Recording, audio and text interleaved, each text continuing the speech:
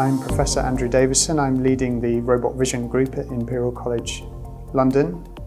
We are working in the general space of intelligent embodied devices such as robots that need to understand the spaces around them. And we've been using Graphcore's IPU to develop some new algorithms for very efficient spatial AI.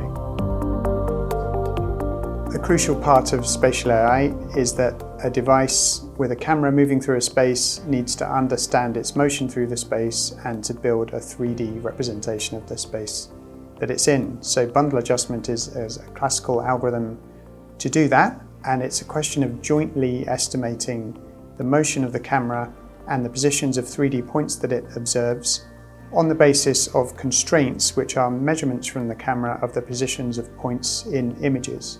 So when we solve bundle adjustments in a classical way on a CPU, we have to build big matrices which embody all of those constraints and then use matrix inversion and so on to come up with a solution for where are the points and where are the cameras.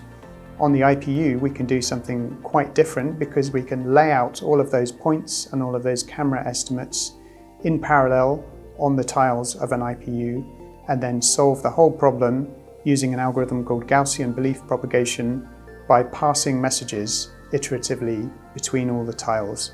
And by doing that, we can solve the whole problem in parallel and very efficiently. We were working quite differently with Pupilli to most people who are typically using it for deep learning, but we found that the framework was very general, which allowed us to work very flexibly and implement our algorithm quite freely. So in our future work, we're going to look to incorporate heterogeneous factors into our factor graph.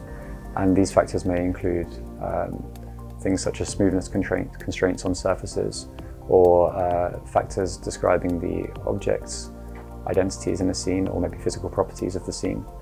And the IPU and the fully connected nature of the tiles in an IPU will be very important for this, and it allows us to be very flexible and implement arbitrary factor graphs onto the IPU.